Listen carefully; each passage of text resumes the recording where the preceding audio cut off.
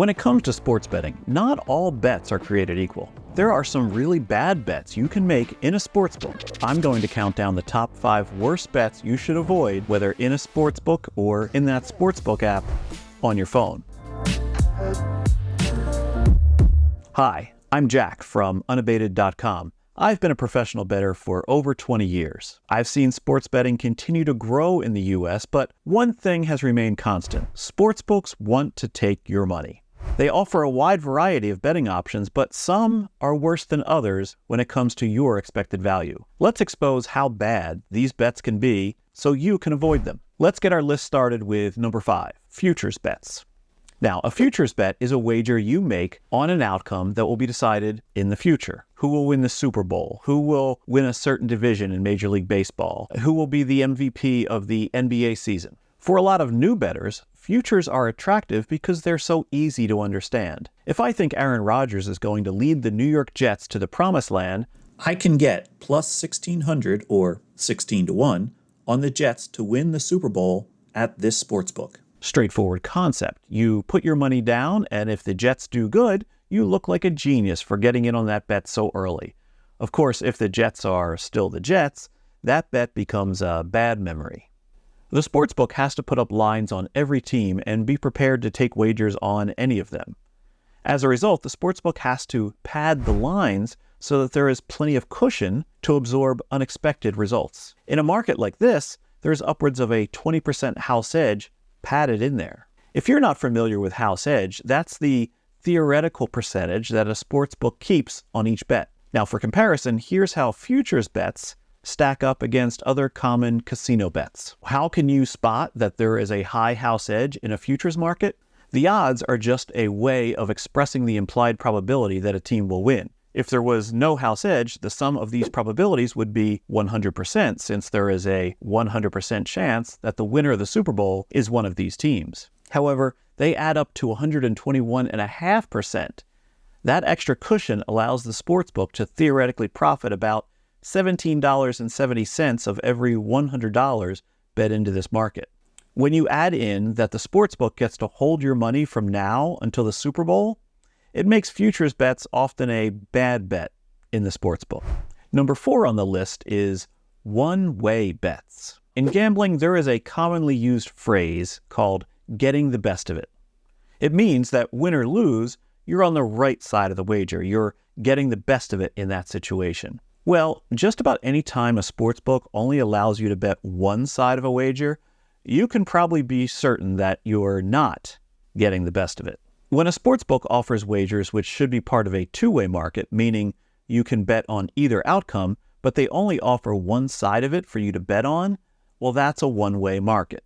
There is no incentive for them to offer a competitive line. They can, and often do, price these markets with more of a house edge than in a similar two-way market. Now, the exception here can be when there are boosted odds that they're making available on the wager as a promotion. However, even then, that doesn't ensure that the wager has a positive expectation. So be very wary of any time a sportsbook won't let you take the other side of a bet. There's no math to do on this one. When you see a one-way bet, you'll probably want to say, no way. Coming in at number 3 on our list of worst bets you can make in a sportsbook are parlays. Before some of you accuse me of trying to take all the fun out of sports betting, I get why people play parlays. It allows them to risk a little to potentially win a lot. And who doesn't love that? I mean, the lottery has been using that allure for centuries. However, when it comes to sports betting and most sports bettors, a parlay is only compounding the house edge against you. When you compound that house edge, you are only accelerating the demise of whatever money you've set aside for your sports betting. Let's say you bet 3 NFL games on a Sunday against the spread. All 3 games are virtual coin flips with a 50% chance of going your way. Now, if you flip a coin once, you have a 50-50 chance of landing on the side you choose. Flip a coin twice, and the odds you can call 2 correct flips in a row are cut in half, 25%. Flip a coin a third time, the odds halve again. You have a 12.5% chance, or 1 in 8, of calling all 3 correctly. Now, the odds that should be associated to this are plus 700. However, at a sportsbook, they'll only pay you plus 600 on a 3-team parlay. Now, getting plus 600 when you should be getting plus 700, well, that's not a good use of your money. And in this case, it's another double-digit house edge, this time about 13%. However, had you bet each game straight up, you would have only faced a 4.5% house edge across each bet, and that is not compounded together. And where in the parlay situation, you are only coming out ahead 12.5% of the time, and betting all 3 games separately, you plan to come out ahead about 50% of the time. The more legs you add to a parlay, the more you compound that house edge relative to your initial stake. The allure of a parlay can be powerful, but trust me, if you're not a winning bettor, parlays are the gasoline on the fire that is consuming your bankroll. Number 2 on our list, same game parlay. If you have regulated sports betting in your state, chances are you have already heard of the same game parlay. This is where you're allowed to parlay things together that you seemingly shouldn't be able to. You can parlay player prop bets that appear to be correlated. For instance, a wager that the quarterback will pass for over 250 yards, parlayed with a wide receiver gaining more than 80 yards receiving, parlayed with that same wide receiver scoring at least 1 touchdown. Any of those things occurring make it more likely that the others will occur. So, seems too good to be true, right?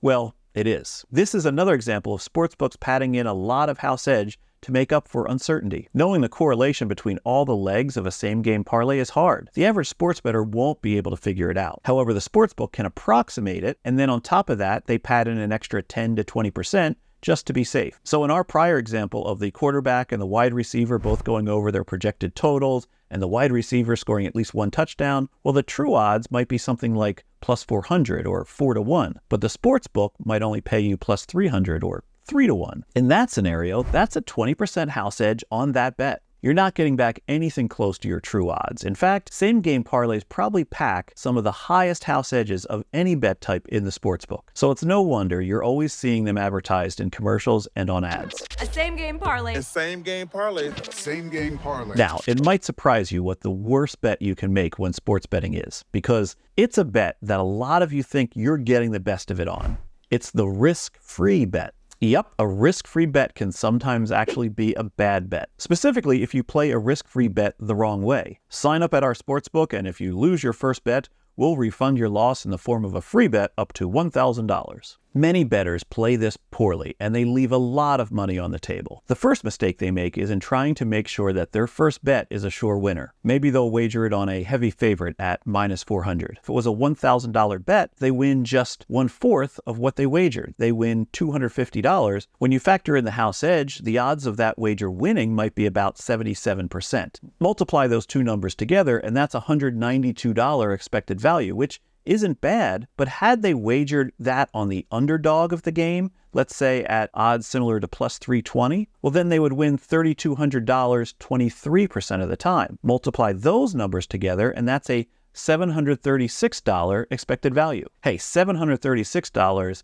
is a lot more than $192. But where a lot of bettors make an even bigger mistake is when they play that free bet that they are awarded if their initial bet loses. The average bettor might think that if I lose this free bet, I'm down $1,000 and I don't want that. So they place a wager on an even bigger favorite to make sure the bet wins. However, with a free bet, you don't get your stake back. So if you bet a team at minus 1,000, in other words, laying 10 to win 1, you stand to only have $100 if your bet wins. That initial $1,000 that you wagered is gone. You only get the winnings. So I've seen too many people make this mistake. They come away from a promotion that seemed can't lose with having lost some real money. The risk-free bet isn't a bad bet by nature, it's just a bet that's very easy to turn into a bad bet. Anytime you have a free bet, use it on longer odds. In fact, in both those bets, the original and the refunded free bet, you really need to take a shot with longer odds on a bigger underdog. As always, don't bet an uncomfortable amount that you can't afford to lose. Sportsbooks don't make it easy for you, so when they do offer you something for free, you want to try to optimize it as best you can. If you want to learn more about the best way to play those free bets and risk-free bets, I made a video about that a few years ago where I went into more detail. I'll link it in the description below. If you've made it this far, you're probably wondering, what are the 5 best bets that I can make in a sports book? Well, what if I told you that surprisingly, some of the same bets that show up in your worst 5 are also part of the best 5? I explore that in the next video, and I'll show you what the difference is that causes something to go from the worst to the best.